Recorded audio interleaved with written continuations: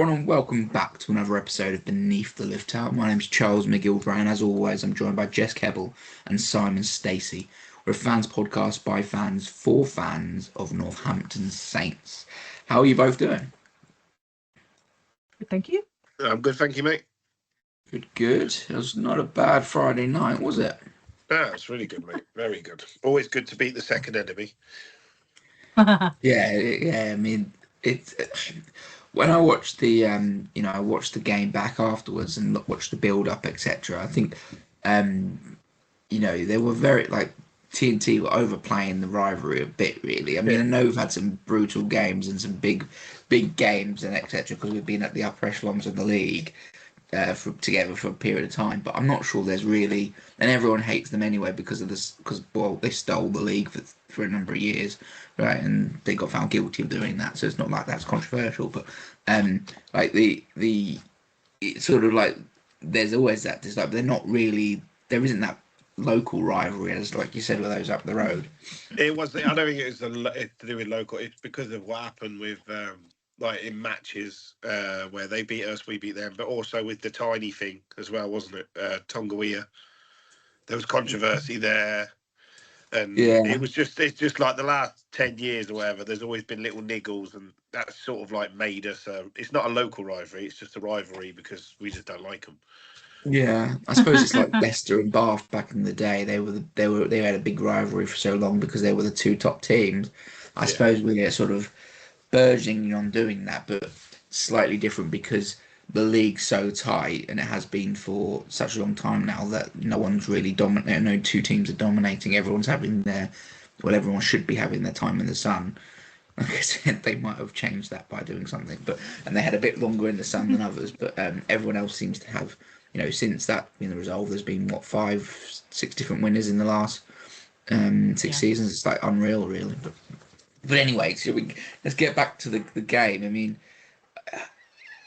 it never fails to deliver, does it? Friday Night Lights.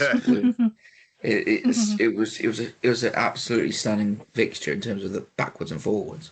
It was insane. How the heck we went in losing at half time, because I thought they were absolutely awful. They played much better second half, but they were dire. And I was like, how are we losing this game?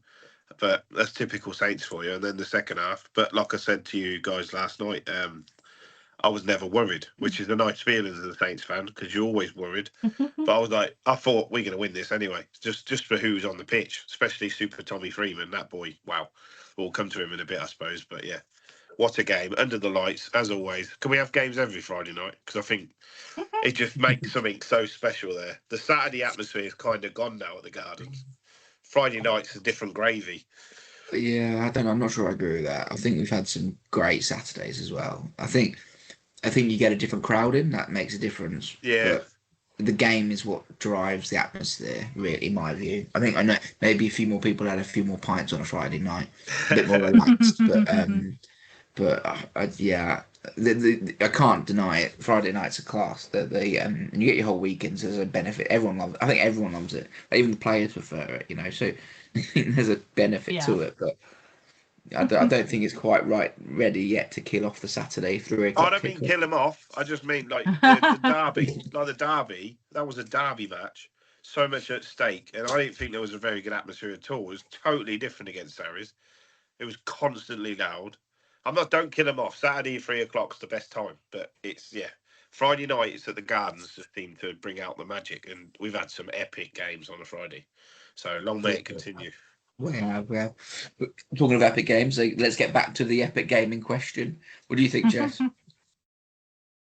It's a weird one because I felt like there was 12 points in it at the end, and they did get 5 tries. So there's a few things where you think there's still a bit of stuff to work on, but I did feel like when we were in the ascendancy, like our ascendancy was like a different level to their ascendancy, if that makes sense. Like they had 20 minutes, I guess, maybe not even that, maybe 15 minutes at the end of that first half where I'm not really sure what happened. They got two sort of, I don't know, I don't really want to say luck because I believe you make your own luck. I don't really believe in luck in that way, but they got kind of, they got kind of two tries where they kind of ran through a gap and it was a lot easier than it perhaps should have been. And it was just, that kind of happened. But it still felt like when we were at our best, it was a level above what their best was. Yeah. It felt like there was a definite gap, I would have said, between and that seems to have been the way recently. I don't know if that feeds into the rivalry a little bit, that we played them three times last season and beat them all three times, and we beat them now. So at this point, I suppose it's like we kind of definitely have got the upper hand in that battle between the two, but then we were also 1 and 2 in the table. So I think that's why it fed into the rivalry. But yeah, the thing is, what we've had with Sarries games is that has been very up and down. Like even the last time we beat them it was the semi-finals, right, at home, Yeah. and we Oh, had we quite a beat decent them lead. with Tarek. Tarek got that forward pass, remember? Yeah, but they like I felt like there was quite a gulf between us even then, and yet they brought it back to within it was like within 4 points or something at the end. So kind of I knew it was going to be a good battle, but yeah, it still felt like I honestly can't really think of any, and I don't mean this in like a rude or offensive way, but I'm not sure I could think of any Sarries player that I could pick out as having had a particularly good game over everyone else. Like Nope. pop, maybe a couple. I I mean, don't. I watched it back, and they do their like 5 people who are in the frame for man of the match, and it was like 4 Saints and 1 Sarries player, and I think they just put a 1 Sarries player in because you kind of have to, because it's supposed to be like a debate of who you'd pick. Token But effort. I'm not. I don't think I can think of a single one of their team that ever challenged in any realistic way. Whereas from our I side, think there's probably 4 or 5 people, and I'm going to take Tommy out of the conversation for a minute because he was so like that was like a world class performance, like the best I've ever seen him play. But like even underneath that, there was probably like 4 or 5 people that could have been vying for that from our side. So I think like both as a team and individually, I think we just outclassed them in pretty much every facet, except like I said, literally for that 15 minutes where it kind of happened and then our discipline got bad because we'd sort of let them get 2 soft tries, and then we sort of like almost like panicked a little bit, and the discipline just got shot to hell again, which I think Fraser in his post match was like, yeah, we are aware this is an issue that we definitely have to sort out. But I think we were sort of head and shoulders above them, to be honest. Yeah. I think young Bracken, the winger, I don't know the difference between them. My apologies, Sarries fans. Charlie's the 9, Jack's the winger. Charlie's the 9, Jack looked very decent, and the now England called up winger. Well, I know he had an absolute perler against, was it Sale? So yeah. I thought he tried, but he literally got nullified out the game. He kept jumping for every ball. We obviously watched what he did, and fair play to him for picking him, but I don't think it warrants a call up to the England squad. But Yeah, that's their call. He's an unreal athlete. There's no doubt that. Like, he's a serious level athlete. I think we managed him unbelievably well. There was one moment when I think it was they were playing advantage anyway, so they went back, but they just put it up in the air for him to compete, and it was Hendy managed to just sort of compete for the ball, but from behind. So therefore, he sort of bumped him forward a bit, and therefore was nowhere near the ball when it actually was coming on the way down. And it's sort of those sort of dark arts, gamemanship bits and pieces. I think we were pretty sharp around dealing with him. I still think that's his second start. He's That's what I'm 19. saying. Like he's gonna be a sensation. I don't Oh, think God, I don't disagree with that, but yeah, I think that was a big learning curve for him He's Yeah, definitely going to be a worldie because you just see the speed and the height he can get. Like you were saying, he is like an NFL player. He can get insane height, but to be called up and kept in the England squad after 2 matches, I know he's never going to play. He's not going to start, is he? But he'll do him some good. But yeah, God, in 3 years' time, he will be absolutely awesome. You can just see it. But I we suppose you nullified him. can. So that's down to the coaches Yeah, and the analysis team for watching and telling them what to do. they He sort of wasn't in the showed game. the hand v sale, didn't they? So I Yeah, think exactly. Yeah. we had a bit of a time to sort of review and analyze him and get something in place for him. If he played his debut against us, we wouldn't have done all that prep and understanding. They'd be like, "What the hell is this? Like, how do we deal with this?" But they yeah. managed to have a bit of time to think about it. I think. I'll tell you what was funny though, is obviously they were like, I think Sarries on their thing, like they'd done a picture, they were billing like Pollock and Kaluri like as the newbies, and that's who all the chat was around. And obviously Tommy Freeman was like, hold on a second, like Yeah, I'm gonna outplay everyone, and then you won't be talking about him at all. But yeah, they did kind of put like, and I felt like I get it because Pollock is young and Kaluri's young, but there's still quite a, I still feel like there's quite a significant difference between the two of them in terms of experience, even at this point. 100%. Like Pollock is much more experienced, much more experienced at this stage. He's a lion. But I kind of get why. Well, that's kind of what I think about Kaluri going up to England, right? It feels a bit like Henry with the Lions. Like, is he going to play? No, but it would be very invaluable experience, and it means they get to know him a little bit better as well. Because there's no way he's not featuring in England squad in the future. Like, I can't see it that not being the case. But yeah, no, Yeah. like I said, they nullified him, and it was just. I suppose it's difficult to compare against the game against Sale, though, isn't it? Because Sale were obviously just so absent from that. Looking at the scoreline Yeah, and sort yeah. of some of what I saw, like, I think he would have had an easier time of it. But yeah, I think just they didn't. I also didn't think they utilized him very much either. Like in the times where they kind of did have the ball, and so yeah, it was a quieter game for him. But again, there's a lot of chat online about Kalori who and blah blah blah. So well, let's not start this because we didn't like it when they did it against Pollock, and I thought it was pretty crappy then. So let's not turn around and do it to this 19-year-old kid from another team when we sort of know kind of intimately what that is kind of like. I was like, we all No, know how good he is and how good he's going to be. Like, let's not pretend that anything has changed just because he wasn't absolutely spectacular against us. Like, I don't think it changes anything about where his trajectory is going. And yeah, no. he's some player, and fair play to Sarries. Like they have produced a good It's one. great. It's great to see them producing actual talent for their own system. Mm. They haven't really done that in significant numbers. You look at Itoje, you look at Farrell. There aren't huge numbers outside of those over the last 10 years that have been superstars from their actual system. They brought a lot of young players in.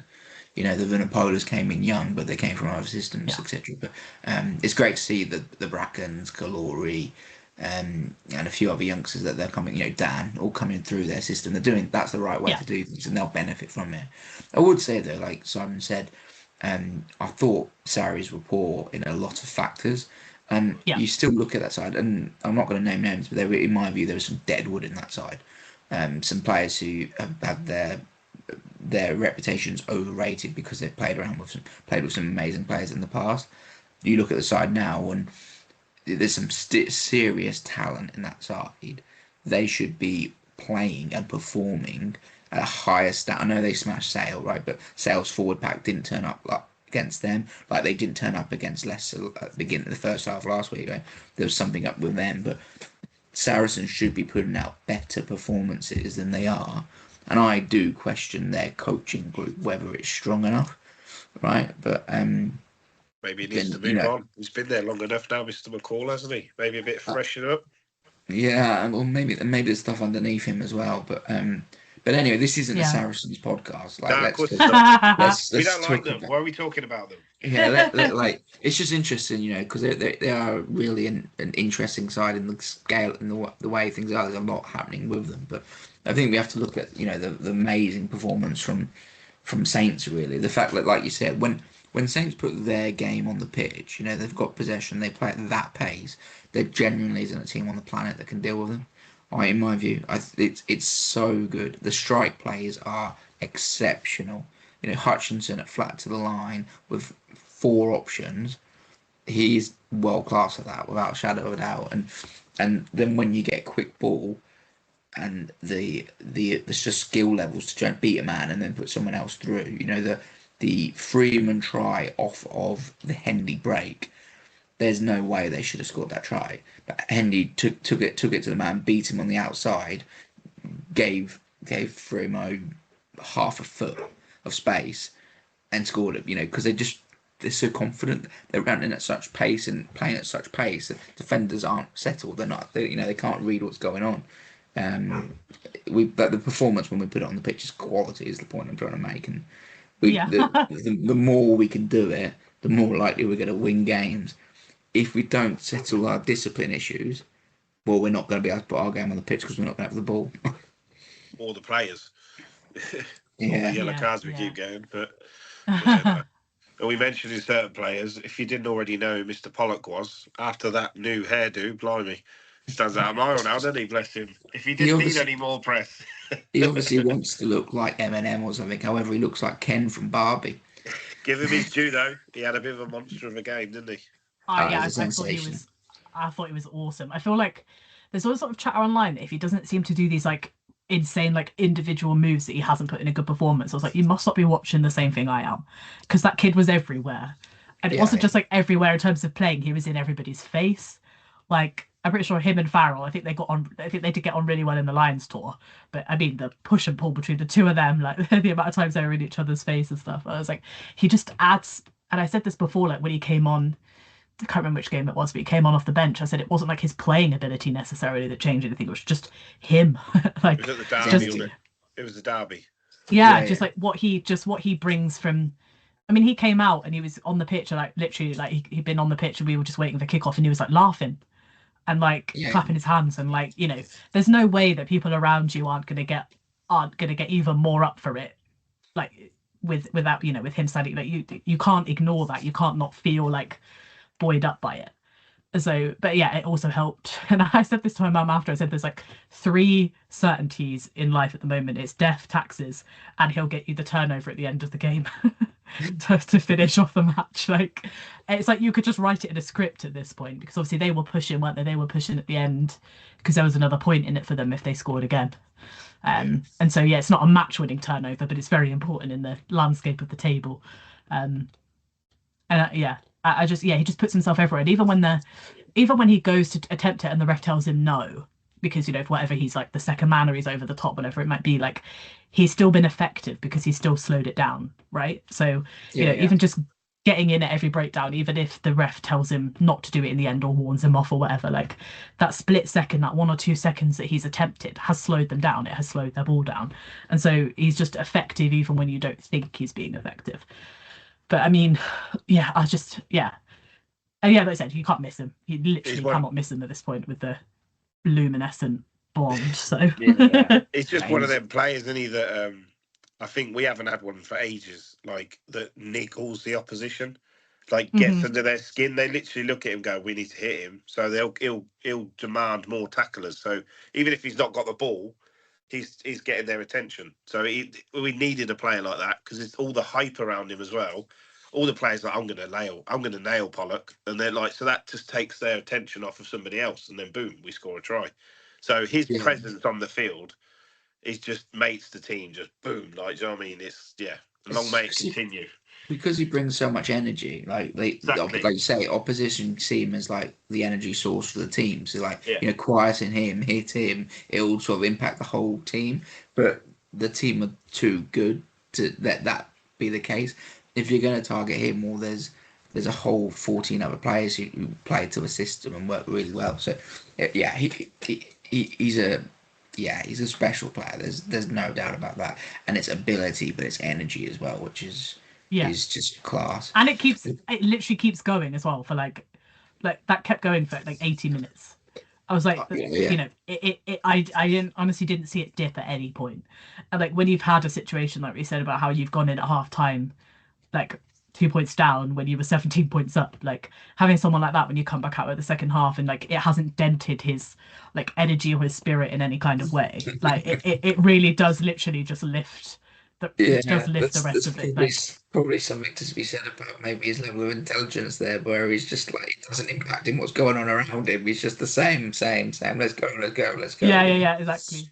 But I think you said about there as well about the other than the penalties and everything. I would say one thing. I thought for really long periods of time our defense was outstanding.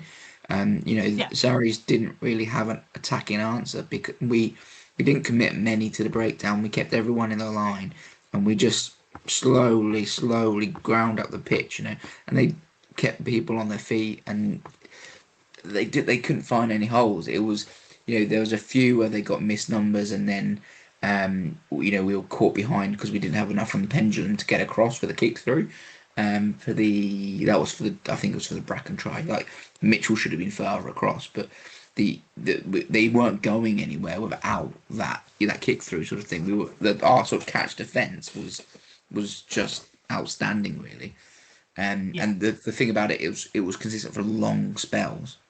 It wasn't like, oh, we had a few, 4 phases and then they're done. It's sort of they probably put together 6 or 7 phases of play and weren't going anywhere, and we didn't look tested. And it's get back to that sort of impact that Radders had last year. It's still ingrained in them. It's just the discipline piece that they need to really get down, because if they can stop giving away silly penalties, teams will struggle to break them down. Yeah. I think they know that as well. Like I said, they're aware of it. I'm sure they're putting in the work. It's just, yeah, I suppose it's like a unique thing of like being 17 points up and then all of a sudden the lead is being chipping away and then it's gone. And in quite a quick time period as well, that sometimes you just panic a little bit. But I feel the same as Simon. Like, even when we went in at half time, I was like, I still think we're going to win. Like, I still think that if we come back out and put in 40 minutes like we did in that first 20, we'll be fine. And that's basically what happened. In fact, I'd say it's probably a better 40 minutes in the second half than the first 20, like, in terms of how we kind of kept composure and kept it all together. So they know they can do it. And yeah, I agree. I think they were saying the same thing on TNT. Like, out of every single team, including Bristol, who can score some absolute worldies, like, I still easily think that if we can put 80 minutes together, teams are going to find it really, really hard to beat us. It's just, can we? There's still a question mark of can we do it? But we keep saying this and we keep assuming it's going to catch us out every week, and we're still at the top of the table and still haven't been yet. But it's scary, but, there's still room for improvement. Yeah. I think one of the players has said that in their interview after that. We know there's still room for improvement, which is saying a lot. Being top of the table, unbeaten so far. But yeah, it felt like even when things weren't quite working, like Hutchison's pass to Freeman for whichever one of his 1,000 tries it was. It was his hat like, trick. It was a horrible pass. I mean, that's very rare. That's very rare for Hutchison. Horrible pass, but you're playing really well when that horrible pass just goes straight into his hands and he can just literally waltz over the line. Like, he didn't have to work for it, even with a bad pass. Like, you know that you're in the ascendancy and that you're playing really well when, even when things aren't quite as clean as you want them to be, you're still scoring tries off of it. Like, how do other teams compete with that? He did very well to take that ball, and that just shows you the level of, if he wasn't on the form he was on, he would have probably been, squeezing the gap a bit more, getting a bit flatter, trying to take it a bit flatter, a bit more ready to explode onto it. But he was just so composed and, all right, it's over my left shoulder and backwards. Cool, I'll grab that, turn around, score the try. Like, he's just different level at the moment. Moving then into some of the players and how well the players played. And you talked about composure and stuff there. I think one of the, silently but consistently, one of our most important players in terms of controlling the game and winning us penalties and getting us up the pitch is Mitchell. I thought he had his best game he had this year. I thought he was outstanding again. I totally agree. Yeah, I think he's come back from the Lions and is just. Yeah, I think he's played well in all of the games, but yeah, I think watching it back, both him and Finn, like Finn has not quite. He's been a little bit off colour in terms of like kicking for goal, but I mean his play around the park and his control of the game and his control of the attack, like both of them, it's like second to none, to be honest. I mean, I know obviously Finn hasn't gotten in the starting position for England at the weekend, but like, yeah, I think him and Mitchell together, like the way that they're just able to control. But yeah, I thought Mitchell was. I'd say probably if I had to pick like 5 people that I'd have considered as like man of the match, he'd definitely be in there. Yeah, I thought he was incredible, and just he's always selling dummies. Like, you'd think that teams would cotton onto it at this point, but the amount of times that sometimes he even sells a dummy and still passes it to the person, but you've already tricked the defender. I think he's excellent at tricking defenders into what it is that he's going to do. Yeah, I think he's also the best in the world at catching players offside. Yeah. No, he got Riccioni sent off, etc. But he does that all the time. He's got to be careful though, because referee he got a couple where the ref went, "Nah, I'm not giving you that," because he does the old blatant pass into him, which you can see. But I totally agree with you. I think it's right. He should do what he's doing. But yeah, I know what you're saying. But he's seeing that they're offside and he's reading it and he's doing it. He's seeing it and doing it. Yeah, I mean, you say he got Riccioni sent off. Like, I'd still say Riccioni got Riccioni sent. Like, that was so drastically offside and in the way as well. I was like, come on, like, what do you think is gonna? And it's right, it's right up in the danger zone, as we say. Like, come on. But The yeah, old, no, the old, Well, I think he he probably knows what he's chose doing. to get Riccione sent off rather than score a try. Because if he had have taken a step back and just passed the ball out, we're walking in the corner. But he Yeah, elected to not do that and to just to go chuck it that way. into Yeah, Riccione. So I think, like, there's obviously the best scrum halves in the world that everyone knows the new names that would be contenders. But obviously, then there's never going to be like one player who's the best at all factors of it. Mitchell's not as strong as Dupont. He hasn't got as good as kicking game as Dupont or probably the Gibson Park. But his ability to get the ball away from the breakdown, play at pace, and catch players offside and read those instinctive moments, I do think that's his game. That's it, he's yeah, 12 out of 10 yeah. at that. He's world it class. definitely be number 2 for me now, and behind Dupont. He's gone ahead of Gibson Park. I think he was better than him going into the Lions tour, but that was never going to happen with Farrell being the coach. Game plans make big differences as well in terms of Yeah, selection at Yeah, nine, yeah, don't they? So, yeah, like for us, there isn't another to 9 in the world you'd want. But for the Lions, when it was a bit more of a physical encounter, the game yeah. plan that they went with, yeah, Gibson Park makes some sense. Another shout out And for another player, Big JJ. I think that was probably his best game. He's been awesome. He's got better and better as a game. But that boy, my God, if we're talking about people that draw tackles, he literally had 4 people hanging off him at one point. He's still walking forwards. still was just going. Yeah, it was still It's just just going. yeah, he has just been exactly what we've needed, because we've missed that big bulk in the pack for Yeah, scrumming and carries. So yeah, I yeah, think I think you're right there. He's getting better every game. I think there's huge ceiling for him to get to. I don't think he's anywhere near the finished article, but no, in terms of ball carrying, yeah, he's there. I think there's a number of occasions where his handling could be better. I think there's a number of occasions where his definitely. decision making, because he takes contact when it's like a 2-on-1, etc. I think his decision making in terms of passing the ball and his handling could be better. And I think there's still work to be done in getting him off the deck, getting him back involved in the game, because he's It's got getting to better be. at that. But there's too Yeah, many times when he's sort of loitering around, lumbering around, coming back into the line. When you get up, get into it. it's got to be really hard though when someone's like that big and that strong, like to basically detrain them from just always smashing through people. Because when you know you're so good at it and that you're going to be able to get through, but you're right, sometimes the offload is actually the move. Particularly with like the way that we play. But it's got to be really hard to kind of tell someone you're big at it. You're big, you're strong, bish bash bosh. But sometimes actually we don't want that.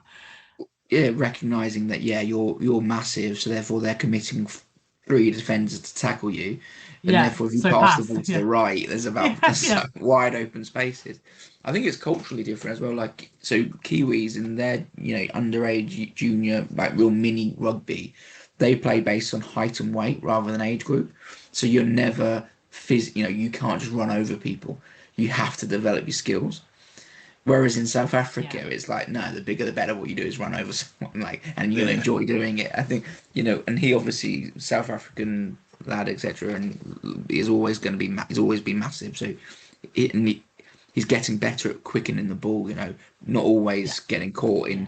wrestling with 4 men and then getting to ground and then their defensive set sort of thing. Hitting, making a dent, recycling the ball, given that overlap on the outside. We used them a number of times off line out play. He smashed it up and then created that big overlap because we were getting around the corner quicker than, but he recycled the ball quickly, which gave us that opportunity to Yeah. do that. But I agree, like he's becoming more and more of a significant player in the side, isn't he? uh-huh. Yeah. Yeah. And I I would say say that.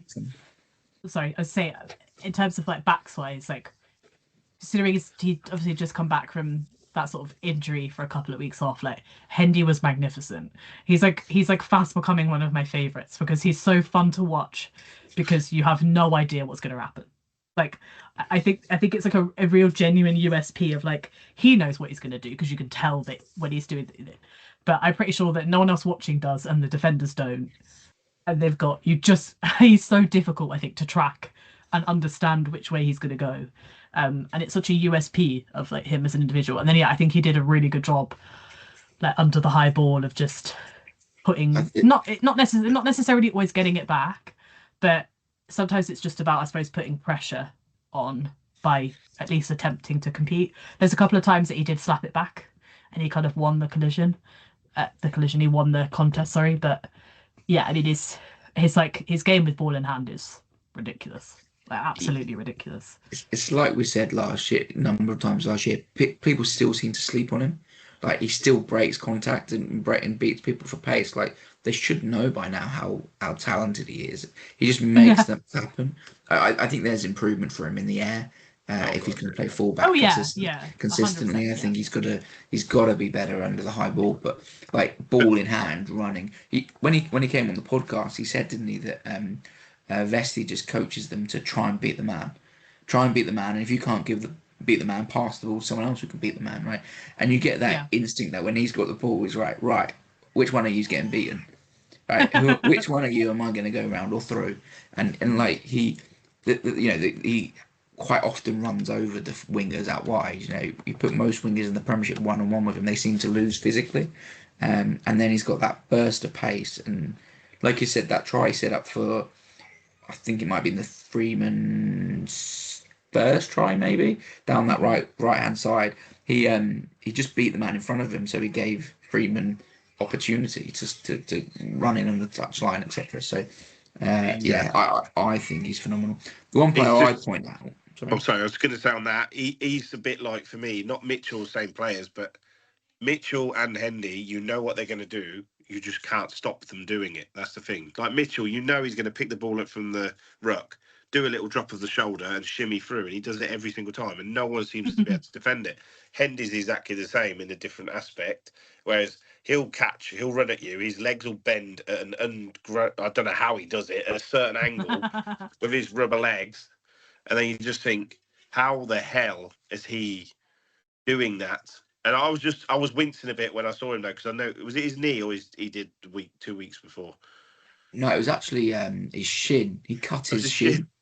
Oh, okay. Severely cut Bruce shin because of his like rubber legs. So I'm going to start calling him Stretch Armstrong, because he literally bends like rubber. His legs go the opposite way to anything. He's just absolute. And he's still young. How old is he? Is he 22? 21, 22. Yeah, so 22, wow. I think. Yeah, you got to think as well. We're thinking about how well we've played with. We've still got Furbank, Ram, and Ollie Slighthome's come back. So I mean, they're international class players, all three of them. It's just insane. Yeah. So yeah, long may it continue. Have such hard decisions to make because then you've got like, I also think Tadaro had a really, really strong game as well. Like has a strong game all the time.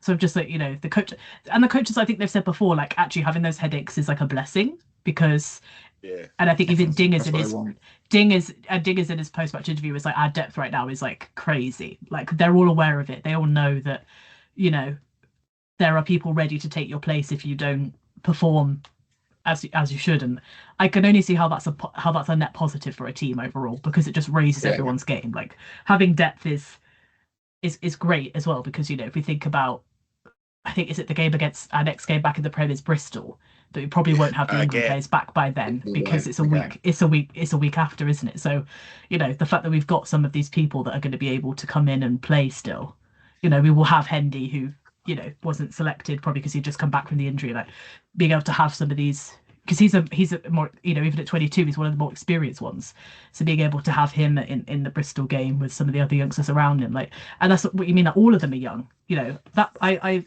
said it earlier, that performance that Freeman put in, I don't think he's ever been better, which I think is crazy to say considering how good he is, but that was like a best in the world type performance at the weekend, and yet he's in his early 30s, early to mid 30s. Like he still has, he still potentially has Freeman. A bit further to go. 27, I think. 27. Oh, sorry, Tommy. Yeah. But I didn't think he was that. I thought he's in his 26. peak. He is in his peak as we speak. Like, but as you said, like everything he did, every interaction he had with the game was outstanding.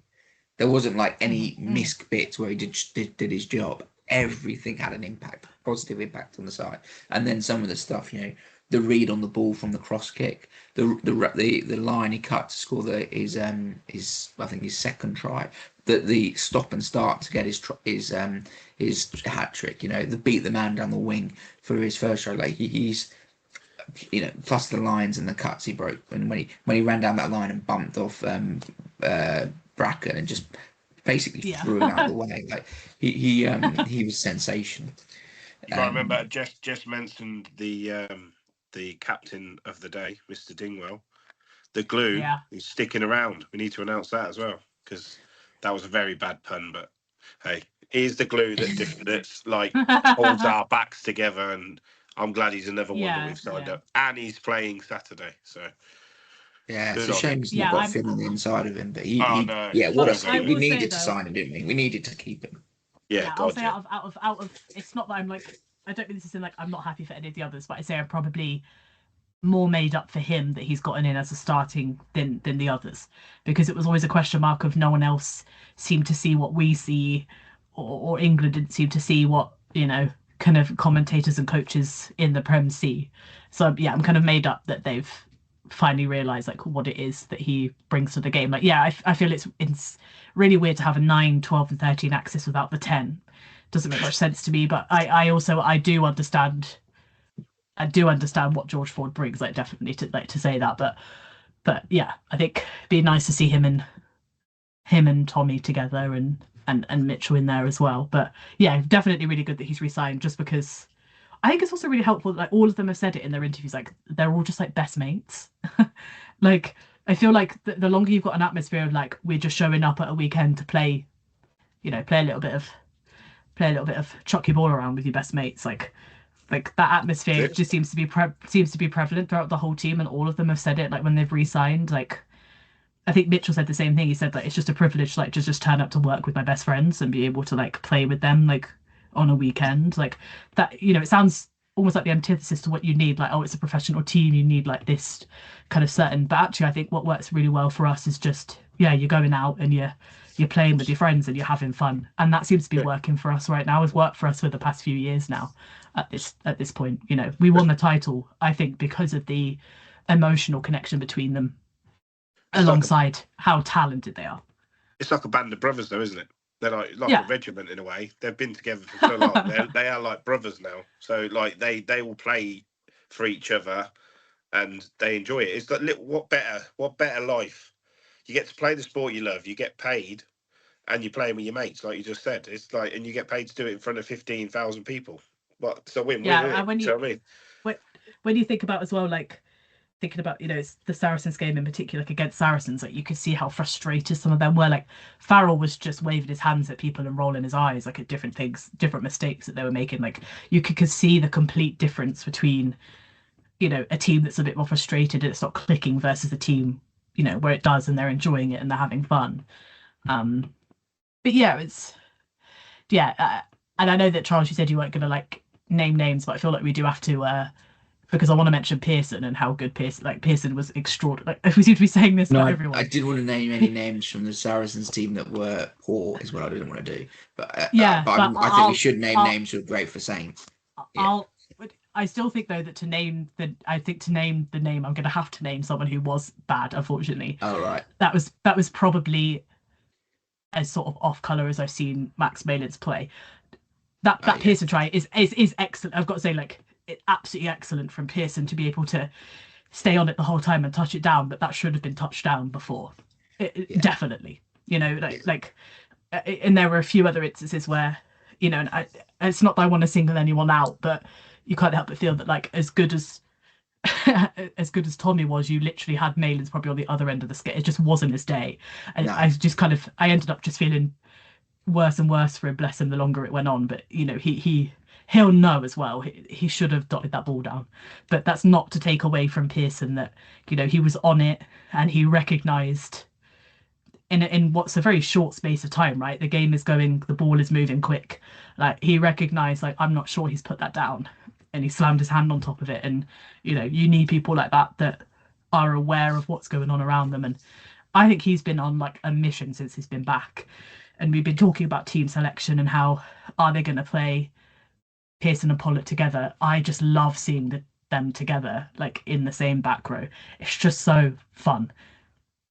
Yeah, I agree. I think Pearson's ball carrying is is really, really outstanding. Like his physical carrying as well. Like, Yeah. Pollock does some unbelievable carrying, but Pearson punches holes. And I really don't understand why he is seen as a 7, because he seems to me to be an out and out 6, like a traditional 6 in Mm. almost every sense of it.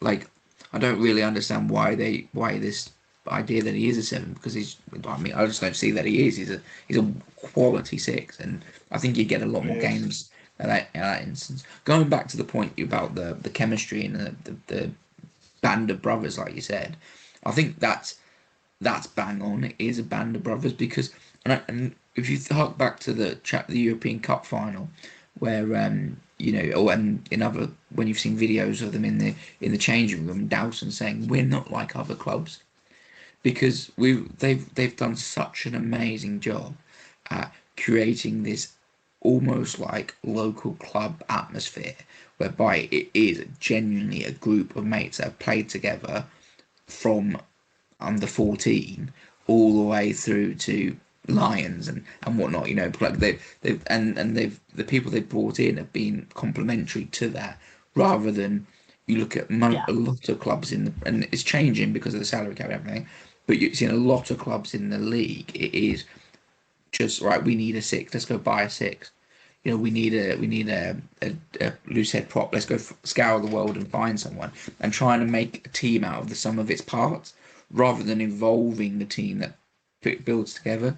And a player might be, rather than being a 9 out of 10 or a 10 out of 10 player, they might be a 7 out of 10. But if you've got, you know, 15 7 out of 10s that have played together and will get off the floor for their mates, put their heads in difficult places for the man next to them, you get a better team performance. You get more buy-in in training because they're there, because they're loving it, like you said. Like, I think it's our biggest strength is that academy system that's brought through those talents. It makes the players better than they are some of their parts, because of that connection and that desire to do well. It's their club, you know. It's the same Yeah, as and any of us playing for local amateur sports that we've played for since we were kids. It's the same as for them, but it's at that level. yeah, I'd even say it extends to those that we do either bring in or those who kind of come through the academy a little bit later. So if you think about like, you know, I think like Tommy and a few of the others, and he is 24 by the way, so I was right about Tommy. Yeah, He's I thought 24. he was 24, 25. He's 24, so he still has a few years. I think he's still got a few You years to said hit the peak, 34. but You You said no, said I said he was. 30s, didn't you? 30s. You said I said mid-30s. I'm sure I said 20s. Like that he Oh, was right. in He Well, his anyway, said good mid mid. enough. That 30s. he This was in was his like, mid what? 20s. No, I know he's in his. I knew he's like early to mid 20s. Oh, well. But like they're all around that kind of age though, right? So all of them have come up together. But even those that sort of haven't, like if you think of like Pollock, for example, that is, like 3-4 years younger than most of them, or even a few, like I think Mitch is 27-ish, isn't he? So like a few years younger. But like even those players that they haven't played with regularly, like they get adopted into kind of the group quite quickly. Like it's easy with Pollock because Pollock like acts like everybody's annoying little younger brother that everyone kind of loves to hate on, as it were. But even people like Finn Smith, who obviously didn't come through our academy or come through, he came from Worcester, like how quickly he was able to settle in with that group. And like I said, him and Tommy Freeman are actually like best mates off the pitch as well. Like But you're right about the academy and they all come up together. But then even those that kind of we do end up bringing in, like it seems so quick and natural that they kind of become part of the group, and that chemistry seems to just extend to everyone else. Like you said, it's like the academy set up with everyone coming through together, but obviously also the way that the coaches, you know, manage training and the atmosphere and the way that they kind of, because the coaches also act quite buddy and friendly with all of them as well. I think just everyone buys into it, and yeah, like I said, it is easily our. And it seems crazy to say considering how individually talented everyone is, but I do think it is our biggest strength. I think it genuinely does set us apart from other teams. I think it's by getting them in the right age. Though, like, yeah, when Finn Smith Yeah, came to us as a Premiership player, to be fair, but he came to us at yeah, 19. So, yeah, exactly. Yeah, he that's generally an academy level player. He's just exceptional, and so he was yeah, already playing. But he's yeah, at that age with along with the others. And you look, but whilst you've got, Pollock is a bit younger than the guys who are the current superstars within the side, but he's still coming through with a group of players that are his age. McParland, for example. So you've still got these mates within mates who have all come through the same sort of ethos and sort of thing. But because it's the same with a local rugby club. Like you'll get different mates, but they all come through the same, different age groups, but they all sort of buy in because it's all part of the same club. Whereas if you see it as your paycheck and as your employer, and I'm here to work, which some players do that, which is fine, you get a very different atmosphere, don't you? And a very different willingness to get up and they want to win it together. You go to, if you're in it for as a player, a professional rugby player, you desire to win a European Cup. You are to some extent, and a lot of players will say this, like they'll say you have to be selfish to achieve it, whereas they seem to be determined to win it together as the group and create that story of coming through the academy or from a young, playing together for time. But other players, one other player I want to mention, Pearson, that was great, but a player who's slowly playing himself into being a guaranteed starter that you wouldn't necessarily think is Tom Lockett. They obviously went with Coles at 6, but like it's almost because you can't drop Lockett at the moment. He's playing unbelievably well, and I think it helps him because Van der Merch doesn't jump.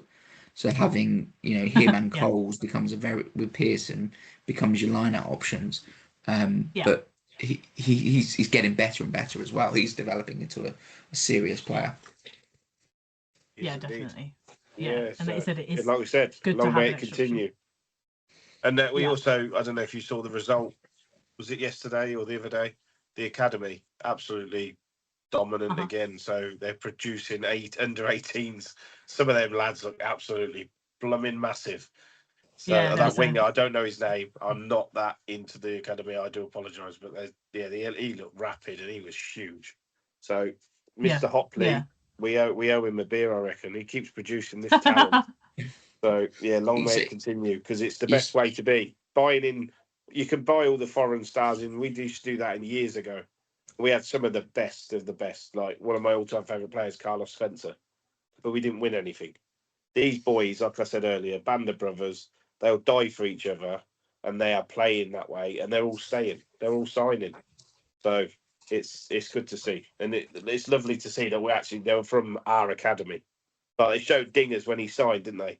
They showed the video of him. I was at that game because it was actually on my birthday against Perpignan at Milton Keynes.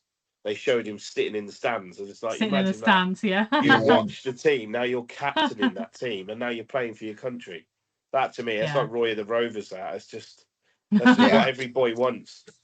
It's very special, and it's very, like you said, we've got to say thanks to Hopley for producing players. Literally producing players is the team manager Paul Shields, because there's another one of his. So Hughes, obviously the under 18s 10. I think there's he's got another lad in the system as well. So like he's literally producing the next lot of talent for us, which is it's like, I know you get it in rugby probably more than any other sport, but the links to families that you get at Northampton and the number of players coming through that are, there's 2 Tongaweas in the system. There was 2 Slide Zones. There was 3 Graysons. 3 Graysons. There was. It's like the 12 days of Christmas, isn't it? Saints. Yeah, there was a Tupai who's currently the Samoan starting 9. And even if you look at players who haven't actually, I said there was something in the water in the noughties, because you think Josh Lord and Max Jorgensen, both their fathers are over here in the noughties as well. Like, there's and a certain like you said, Spencer's son's playing Super Rugby as well. Like, there was definitely something in the waters in the Midlands, I think.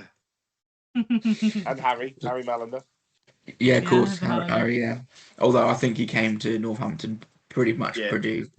He was about 12, I think, or something like that when he turned up in Northern. Yeah. But but what a player he was! If only he hadn't had that bad injury. I think do we want to talk about the England squad? I mean, I don't think we should go into too much. I think, like you said, amazing to see Dingers play. really interesting to see 3 minute 13 because I've been calling him for 13 for ages. And then I actually think they shouldn't have played him at 13 in this game. I would have played him at 50. I would have played him at 15 and got Lawrence in. Get your best players on the pitch. And I think choice between one of the best players in the world or Freddie Stewart, I would have picked Freeman at 15 and got Lawrence in centres. I think you'd have such an amazing 12, 13, 15, two amazing wingers, 9 unreal, and if you play Finn as well, then you've got a hell of an attack. But yeah, what do we think on the forward Finn section? I get it. Like it's kind of disappointing it's from a Saints perspective. Like I get it. Like he did have a really strong England tour when the Lions were going on, and I think Finn not playing in the Lions test probably didn't help. I don't think his goal kicking's been on point since he's come back, and I think that probably counted a bit against him. I still think it's weak. I still think it's odd just because of how many other people from the Saints backline you've got there, and you know that 9, 12, and 13, or sometimes 14, work really well together with 10 there. So it'd be interesting to see how it works.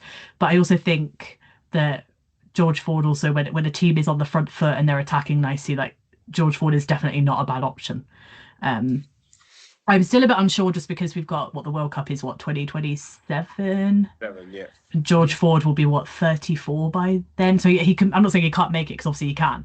I just find it strange that perhaps they're choosing him as sort of the forefront runner for the 10 slot in the World Cup when you've got younger players around you. But I don't know. I don't really begrudge him. I begrudge him either. I just think really it's nice that we had 6 players called up, and all 6 of them are going to have involvement in it. It's pretty good, to be fair.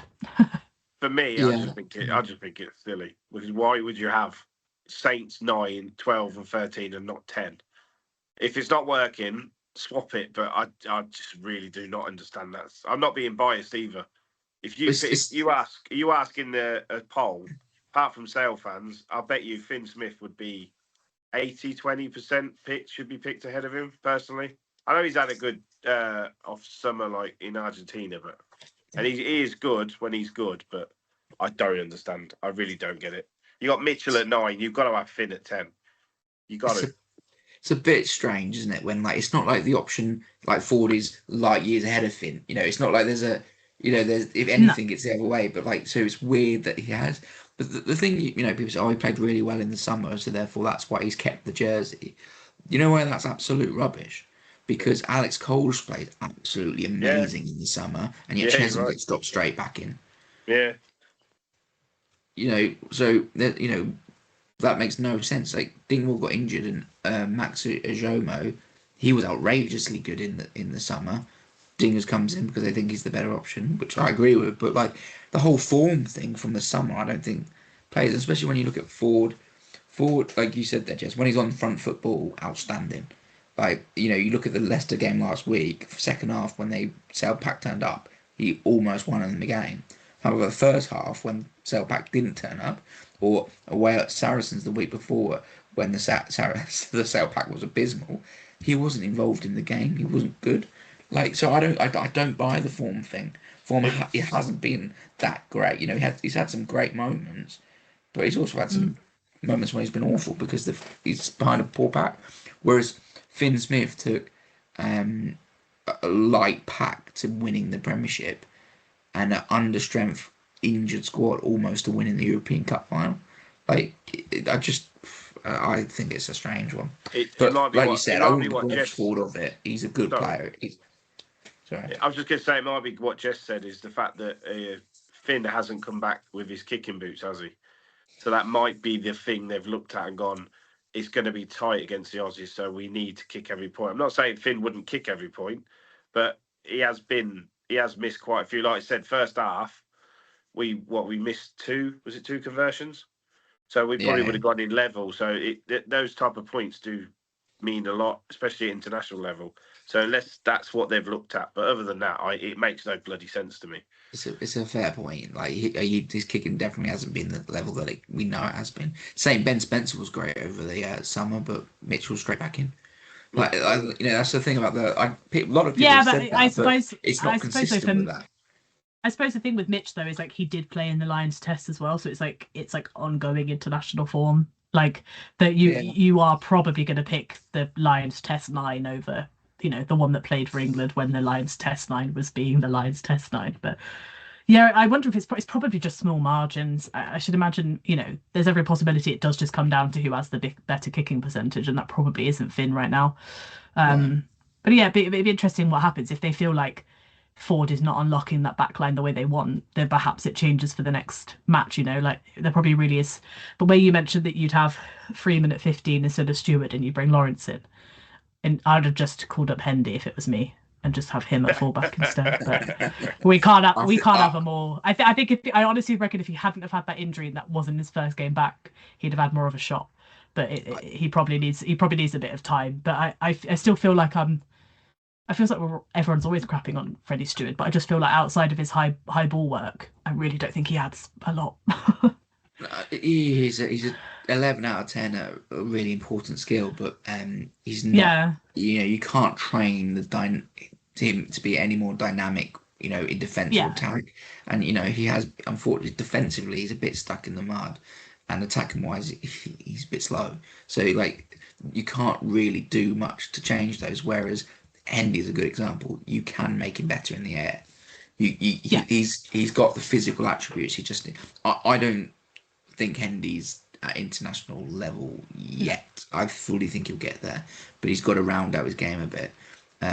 I see him more as a winger. He could drop onto the wing in international rugby, I think.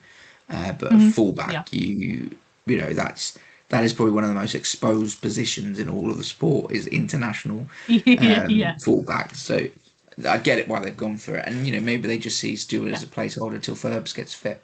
But I think very possibly. Yeah. I think having who would you want on the pitch, Lawrence or Stewart is the way I see it. And I think makes sense. Lawrence offers you a bit more, and Freeman can do anything. So if you put him at fullback, he'd be amazing at fullback. If it was me, they should have taken Pearson and Hendy as well. In my fully biased viewpoint. Well, what they have got is Henry Pollock on the bench who's covering the wing. I know. Covering wing. Insanity. I can't wait for him to come off the bench as a winger and get a hat trick.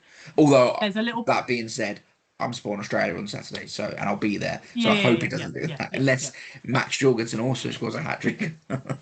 There's a part of me that's like actually full on dying to see it, because I honestly think he'd be like the same with like Earl, right? They said the same thing. Sometimes they consider Earl in the same way. Like I actually think they'd be both quite strong in that. Not obviously not on the same level as like some of the best in the world, but it'd be fantastic if he comes on for the wing. It'd just be so funny.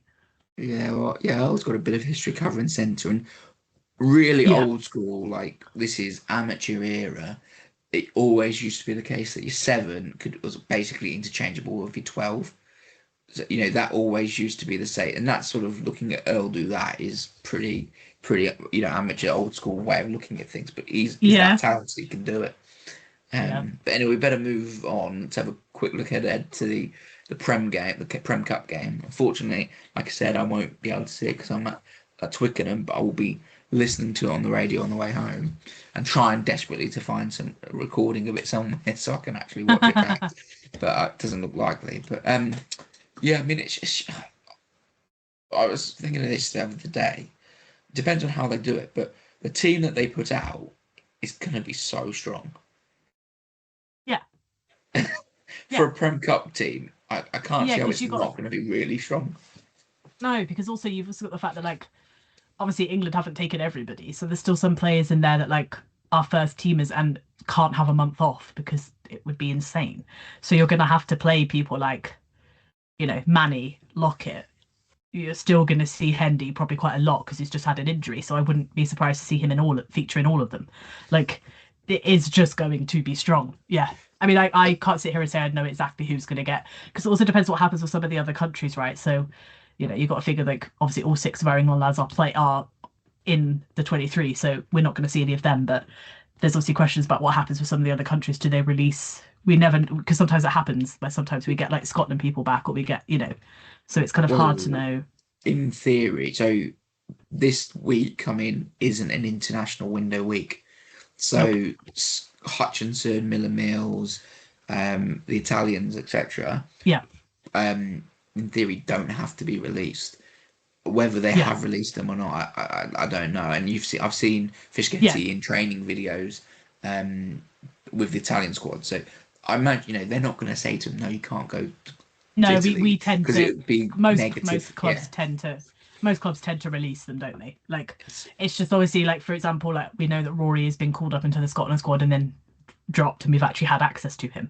So there is Yeah. obviously questions as to who actually will we have access to that we don't anticipate necessarily at the moment. Like obviously the six England lads definitely no, because I don't think I highly doubt any of them are going to get completely dropped out of anything at any stage. But I think there's probably more question marks over like Rory, for example, or maybe I don't want to say Tadaro definitely because I don't know what Italy's plans are. But there's every chance maybe they don't actually plan to use him, and he could. So it's kind of hard to. It is difficult to say who's going to play. There are obviously some players that are just coming back from injury. So, for example, if Ferbs is fit in a couple of weeks, we'll probably see him. He's been involved in training again, hasn't he? In terms of actually pre-match warm-up. So yes. I think he's probably not far off. I mean, not far off. So yeah, I think even if there might throughout this period there might be players that come back, like Hutchinson. Maybe he will come back at whatever. But I don't think even if he's released back, they're not going to play him against Quins, right? I think they're going to look at this as a new group. This is a different group, as a cup group. They might drop the first team players who are available back in a game's time to make sure they're prepped for Bristol. But against Quins, imagine that whole team that's just done that 5-match block in the Prem is going to get a good rest. But you still go through the side, and Tom West coming back from injury, potentially at loose head. Craig Wright potentially given the reins to start. He's been phenomenal. Miller Mills might be a player who comes back because he hasn't had a lot of game time. So they might give him game time there. But either way, Luke Green is really deserving game time.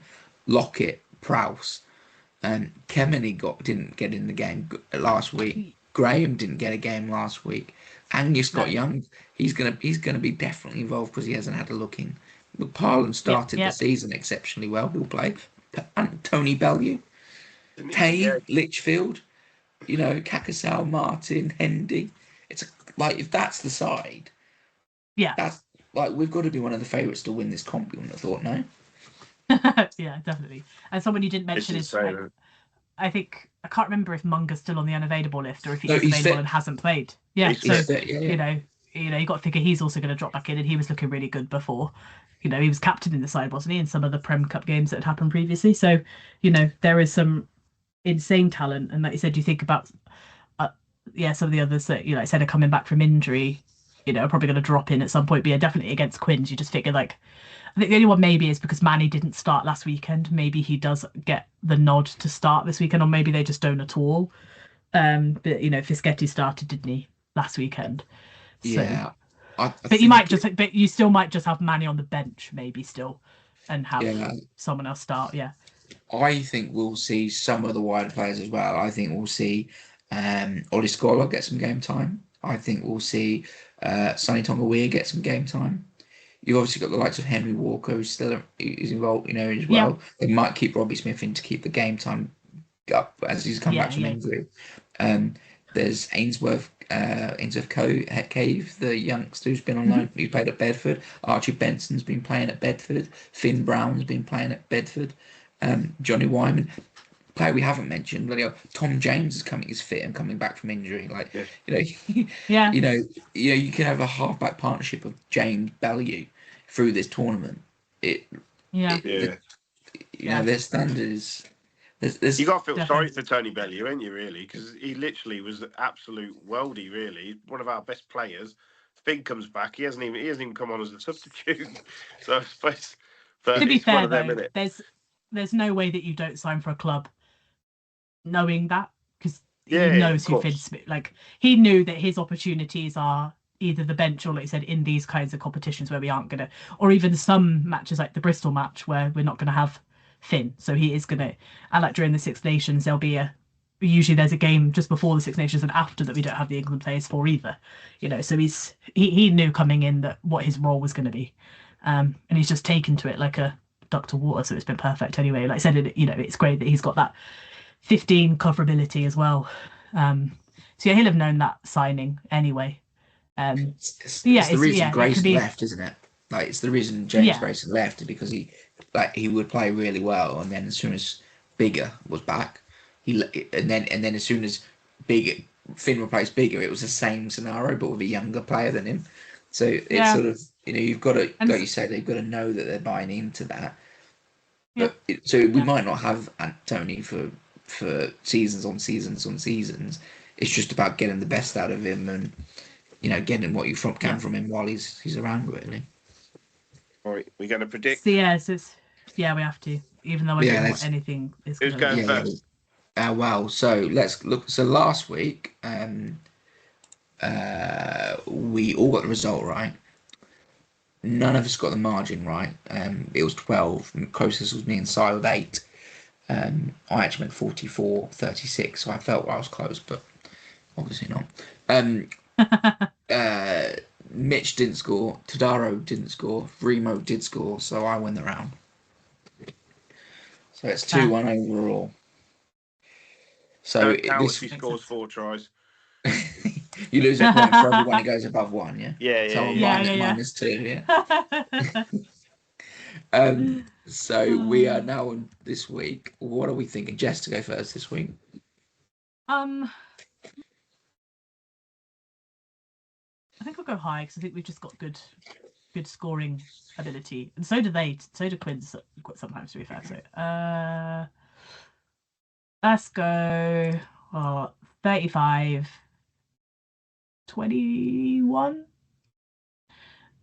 Scorer. This is a hard one because we don't really know what's going to happen, but I'm going to say that because Hendy's only just come back from injury that they're going to play him, and I'm going to pick him. Yeah, I think that's a good option. Yeah, Carl and Si. I'll go 54-28. And that's I'm going to go. And I'm going to go. How close I was. And I'm going to go Tony Bellew. Nice. Tony Bellew, yeah. Okay. I wrote mine down before. I had 53-24, so we're very close again. But yeah, I think we'll break 50. I think we'll put a strong side out. Yeah, it's definitely possible. But I think we'll concede a fair few because it'll be a pretty wild game, I reckon. But the try scorer is so difficult to pick, isn't it? Because, like you say, we don't know who. But I'm going to go with Litchfield.